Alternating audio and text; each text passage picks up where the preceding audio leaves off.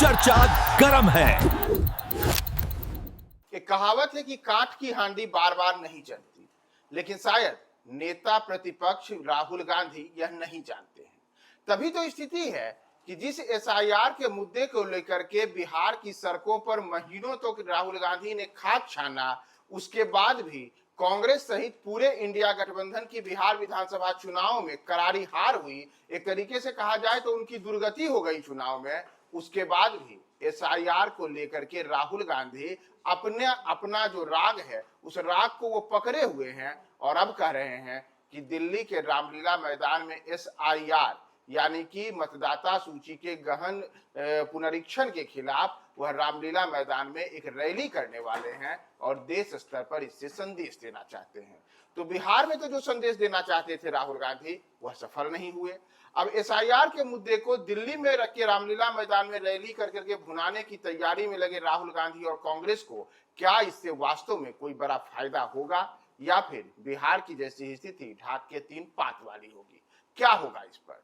तो news 4 nation के विशेष कार्यक्रम चर्चा गरम है मैं प्रियदर्शन अपने सहयोगी धीरेन्द्र के साथ आपके समक्ष आज इसी मुद्दे पर बताएंगे कि कैसे राष्ट्रीय स्तर पर इन मुद्दों को लेकर के क्या बातें चल रही हैं, क्या आम लोगों की राय है। और धीरेन्द्र जो लगातार एसआईआर के मुद्दे पर आज से नहीं बल्कि बिहार चुनाव के पहले से ही हर एक चीज को बारीकी से देखते रहे हैं, वे आपको विशेष तौर पर इसके बारे में बताएंगे। तो धीरेन्द्र जी, सबसे पहले हम यह जानना चाहेंगे कि बिहार में तो एसआईआर वाली जो हांडी थी वह चढ़ी नहीं, एक बार भी नहीं चढ़ी। देश में दूसरी बार राहुल चढ़ाने की कोशिश में है, सफलता मिलेगी या वास्तव में लोगों में कोई डर भय है एसआईआर को लेकर? देखिए, 2-3 चीजें एसआईआर को लेकर जहां से आपने बात शुरू किया वहीं से मैं उठाता हूं। काठ की हांडी बार बार चूल्हे पे नहीं चढ़ती, लेकिन चूल्हा बार बार बदला जा सकता है। जैसे अभी बिहार के चूल्हे पे चढ़ा है भाई, यहाँ नहीं चल पाया, अब बंगाल का चूल्हा आ रहा है तो वहां चढ़ाएंगे, राष्ट्रीय स्तर पर भी चढ़ाने की कोशिश होगी। दरअसल है क्या कि विपक्ष मूल रूप से उन मुद्दों को नहीं पकड़ पा रहा है जिन मुद्दों के आश्रय जनता से विपक्ष अपने आप को कनेक्ट करे। विपक्ष जिन मुद्दों को उठाकर जनता की अदालत में जाने की कोशिश करता रहा, उन मुद्दों से जनता अपने आप को मतलब एडजस्ट नहीं कर पा रही है, या वो मुद्दे जनता के लिए कोई मुद्दे नहीं हैं। उदाहरण बहुत शानदार बिहार चुनाव में देखने को मिला। इलेक्शन आने के दिन तक बिहार में एसआईआर कोई मुद्दा ही नहीं रहा। अब सवाल है कि बार बार एसआईआर क्यों उठाया जा रहा है? 2 कारण हैं। एक तो कि संगठन बचाने और संगठन को बनाए रखने के लिए कोई ना कोई एजेंडा होना चाहिए और उस एजेंडा के बैनर के नीचे कार्यक्रम होते रहना चाहिए। अदरवाइज कार्यकर्ता और नेता दोनों शिथिल पड़ जाते हैं। कार्यकर्ता और नेता दोनों शिथिल पड़ गए तो यकीनन पार्टी शिथिल पड़ जाएगी। तो एक तय हो कि कार्यकर्ताओं को एक्सेलरेट करते रहना, ओवरवाइलिंग होते रहे, नए नए एजेंडा आते रहे। आप कह रहे हैं कि एसआईआर का मुद्दा नहीं चला, मैं कह रहा हूं कि पिछले 5 साल से कांग्रेस जिन जिन मुद्दों को लेकर प्रयोग कर रही है वो कोई मुद्दा नहीं चल पा रहा है। जैसे आप गौर कीजिएगा, जो 4-5 राज्यों का एक साथ चुनाव हुआ, छत्तीसगढ़, मध्य प्रदेश, राजस्थान, इन चुनावों के समय मुख्य मुद्दा था जाति, पिछड़ा, अति पिछड़ा, दलित, सबकी जो संपत्ति गिनवाएंगे, सबकी संपत्ति बंटवाएंगे, इस तरीके के राग कांग्रेस लेके चल रही थी। लेकिन यह मुद्दा नहीं चल पाया। यह मुद्दा 2024 के लोकसभा चुनाव तक कांग्रेस कैरी कर रही थी, लेकिन उस समय 2000 लोकसभा के चुनाव में भी कांग्रेस के लिए उत्साहित परिणाम जरूर आया, लेकिन इतना उत्साहित नहीं आया कि बीजेपी हतोत्साहित हो जाए या एनडीए हतोत्साहित हो जाए।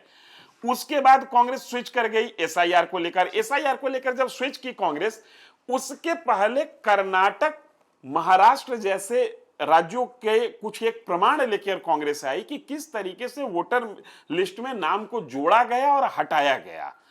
अब अगर जो नाम को जोड़ना और हटाना दोनों हेरफेर हो रहा है तो इसी हेरफेर के करेक्शन का नाम है एसआईआर।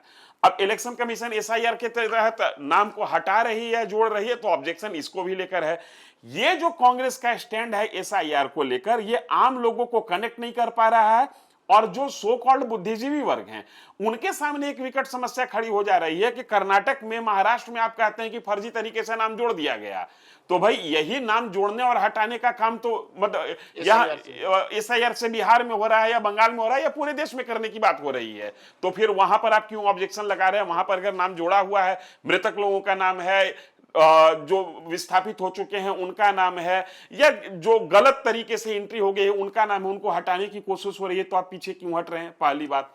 दूसरी बात, आपको जानकर हैरानी होगी, उत्तर प्रदेश के 1 दर्जन से ज्यादा जिले में कांग्रेस ने एसआईआर के कार्यक्रम में इलेक्शन कमीशन को कोऑर्डिनेट करते हुए अपनी ओर से बीएलए दिया ही नहीं। मतलब इनका संगठन इतना कमजोर है कि इनके पास बीएलए बनाने के लिए कार्यकर्ता, बीएलओ तो सरकारी हो गया, एक जो पार्टी की तरफ से होता है, ये उत्तर प्रदेश में समाजवादी पार्टी की बैसाखी पर चल रहे हैं। समाजवादी पार्टी भी उत्तर प्रदेश के तमाम जिलों में बीएलए नहीं दी है, लेकिन मैक्सिमम जिलों में बीएलए दी है। और एक गौर करने वाली बात यह है कि उत्तर प्रदेश के सभी जिलों में बीजेपी ने भी बीएलए नहीं दिया। हाँ, बिल्कुल ठीक है। तो आप कोऑर्डिनेट नहीं कर रहे हैं, आप सिर्फ सवाल खड़ा कर रहे हैं। जब आप सवाल खड़ा कीजिएगा और सिस्टम के अंदर घुसकर आप कोऑर्डिनेशन का हिस्सा नहीं बनिएगा तो आपके सवाल खोखले होंगे। ये समझना चाहिए कांग्रेस को ही नहीं, तमाम विपक्ष को। आप जनता के साथ कनेक्ट क्यों नहीं हो पा रहे हैं? क्योंकि आप मुद्दा को मीडिया के माध्यम से लेकर चल रहे हैं। एक और विषय है, जैसे एसआईआर के जिस मुद्दे को लेकर के बिहार में तमाम तरीके की बातें निकल कर सामने आई, उसमें बाकायदा कई राजनीतिक दलों, जो खास करके अभी मौजूदा सत्ताधारी दल के ही नेता हैं जी, उन्होंने बार बार इस बात को दोहराया कि बिहार में बड़े स्तर पर घुसपैठिए हैं, बांग्लादेशी और नेपाली नागरिक हैं। हालांकि जब चुनाव आयोग की प्रेस कॉन्फ्रेंस हुई थी बिहार में और उसमें उनसे सवाल पूछा गया था कि कितने घुसपैठिए आपको मिले, कितने विदेशी नागरिक मिले, तो इस पर कहीं से कोई भी स्पष्ट जवाब चुनाव आयोग की ओर से नहीं दिया गया था। यानी कि ये बातें केवल राजनीतिक आरोप प्रत्यारोप तक रहकर सीमित रह गई थी। बिहार के बगल में ही अब पश्चिम बंगाल है राज्य, और पश्चिम बंगाल में अगले वर्ष विधानसभा के चुनाव होने हैं। पश्चिम बंगाल में आज तक भारतीय जनता पार्टी कभी शासन में नहीं आई है। इसी तरीके से अगले कुछ महीनों के बाद दक्षिण के तमिलनाडु में भी चुनाव होना है विधानसभा का। वहां भी तमिलनाडु में आज तक एक भी लोकसभा में, विधानसभा में कहीं भी भारतीय जनता पार्टी का कोई सांसद विधायक चुनाव नहीं जीते हैं जी। उन राज्यों में अब घुसपैठ के मुद्दे को, विशेषकर हम बंगाल की बात करें तो पश्चिम बंगाल में घुसपैठ के मुद्दे को बनाया जा रहा है कि एसआईआर के कारण घुसपैठिए सामने आएंगे। बिहार में तो कोई आया नहीं। तो क्या कांग्रेस आम लोगों को ये जागरूक करने के लिए कर रही है कि ये जो तमाम चीजें हैं या आम लोगों को केवल परेशान करने के लिए है, और बिहार में इस परेशानी के कारण कोई घुसपैठिया नहीं मिला, तो वैसे ही अब पश्चिम बंगाल और अब मैं इसके 2 चीज बता रहा हूं। बिहार के मुकाबले घुसपैठिया शब्द अगर किसी स्टेट के साथ सबसे ज्यादा कनेक्ट होता है तो वो बंगाल है, पश्चिम बंगाल है और आसाम है। तो बिहार के मुकाबले घुसपैठिया शब्द की गूंज सबसे ज्यादा बंगाल में सुनने को मिल सकता है, इसमें कहीं कोई दो मत वाली बात नहीं है। हाल के दिनों में कुछ एक सोशल मीडिया पे वीडियो आया, जिस वीडियो में हुजूम के हुजूम लोग बांग्लादेश की ओर लौट रहे हैं और ऐसा कहा गया कि ये बांग्लादेशी हैं जो अवैध तरीके से रहते हैं। हाँ, इस वीडियो की कोई पुष्टि, न्यूज फॉर नेशन भी इस वीडियो की पुष्टि नहीं करता है, लेकिन ये वीडियो पब्लिक डोमेन से निकलकर इंटेलेक्चुअल डिस्कशन के डिस्कोर्स में भी आया, वहां पर भी इस बात को लेकर चर्चा होने लगी। इसमें कहीं कोई संदेह नहीं कि घुसपैठिया है, लेकिन इसमें भी कहीं कोई संदेह नहीं कि घुसपैठियों के पास जितने कागजात अवेलेबल हो चुके हैं, चुनाव आयोग इन घुसपैठियों को डिटेक्ट करने में उस हद तक सफल नहीं हुआ जिस हद तक इस घुसपैठिया का माहौल बनाया गया था। लिहाजा ये घुसपैठिया शब्द एक राजनीतिक तुरुप का इक्का जरूर हो सकता है, लेकिन ये इक्का जमीन पर काम करेगा ये कहना मुश्किल है। हाँ, बीजेपी या एनडीए इस घुसपैठिए शब्द के आश्रय अपने लोगों को जगाने की कोशिश कर रही है। आप ध्यान दीजिएगा कि जब बिहार इलेक्शन चल रहा था तो यह कहा गया कि बाहर के लोग आकर यहां के लोगों की हकमारी कर रहे हैं। अगर हकमारी जैसा शब्द पब्लिक डोमेन में पहुंचता है तो जिनके पास कागजात बन गए हैं, आप टेक्निकली उनको हटा तो नहीं सकते हैं, क्योंकि उसके पास उतने कागजात हैं जितने कागजात होने चाहिए। लेकिन उसका पड़ोसी जानता है कि ये बाहरी आदमी है, इसने फर्जी तरीके से कागज बना लिया है। वो पड़ोसी इतना रिस्क नहीं लेना चाहता कि भाई उसको घुसपैठिया साबित करे, लेकिन हाँ उस पड़ोसी के मन में एक ख्याल तो जरूर आ जाएगा कि मेरे बच्चों की हकमारी अगर कोई कर रहा है तो यही कर रहा है जो बाहर से आया मुझे है। याद है कि कुछ दिनों पूर्व ही पश्चिम बंगाल की मुख्यमंत्री ममता बनर्जी ने एक बयान दिया था। उन्होंने कहा था कि अगर अमित शाह बंगाल आते हैं, बिहार आते हैं और कहते हैं कि यहाँ घुसपैठ हो रहा है, तब तो सबसे बड़ा सवाल वो हमारे सुरक्षा बलों पर ही उठा रहे हैं कि जो हमारी सीमाओं पर तैनात है, और खुद गृह मंत्रालय ही सवालों के घेरे में आ रहा है। बिल्कुल, ये लॉजिकल सवाल है, ये लॉजिकल सवाल है। हाँ, एक और बात धीरेन्द्र जी हम आएंगे आपके पास, जिसे चर्चा गर्म को विराम देने के पहले, कि राहुल गांधी जो अब एसआईआर को लेकर के, यानी कि कांग्रेस पार्टी जो एसआईआर को लेकर के दिल्ली में रैली कर रही है, कहीं ऐसा तो नहीं कि इस एसआईआर के मुद्दे पर राहुल गांधी बड़े मतदाता वर्ग को नाराज करेंगे और अपने ही पैर पर कुल्हाड़ी मार देंगे? राहुल गांधी की एसआईआर पर स्थिति है क्या, इसको ऐसे आप समझिए कि एसआईआर के मुद्दे पर उत्तर प्रदेश में समाजवादी पार्टी कांग्रेस के साथ तालमेल नहीं रख रही है। समाजवादी पार्टी एसआईआर पर शोर जरूर मचा रही है, लेकिन बीएलए अपने दल के से बीएलए नियुक्त करके इलेक्शन कमीशन के साथ कोऑपरेट करते हुए जो फाइनल डाटा, जो वोटर लिस्ट तैयार होगा, उसमें उस प्रक्रिया में शामिल हो रही है। संसद के अंदर टीएमसी आप राहुल गांधी के धुन सुर में सुर नहीं मिला रहे हैं। बंगाल में टीएमसी और कांग्रेस, तृणमूल कांग्रेस और कांग्रेस, राहुल गांधी की कांग्रेस, दोनों पिछले 2-3 चुनाव से अलग अलग चुनाव लड़ रहे हैं। अब राहुल गांधी के पास समस्या ये है, या कांग्रेस के पास समस्या ये है कि बंगाल इलेक्शन में जाने के लिए इनके पास कोई मुद्दा है नहीं, क्योंकि ये बीजेपी के अपोज में है। दिल्ली में आते आते इनका अपोजिशन जो है वो एकीकृत हो जाता है, और बंगाल जाते जाते इनका अपोजिशन है जो वो बिखर जाता है।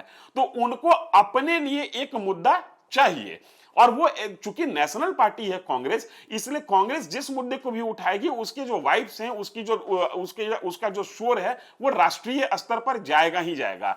लिहाजा बंगाल चुनाव के पहले 14 दिसंबर को दिल्ली के रामलीला मैदान में एसआईआर के नाम पर रैली करके कांग्रेस न सिर्फ बंगाल में मैसेज देना चाह रही है, या बंगाल के लोगों को वो मुद्दा देना चाह रही है जिस मुद्दे के आश्रय कांग्रेस चुनावी बैतरनी में जाएगी।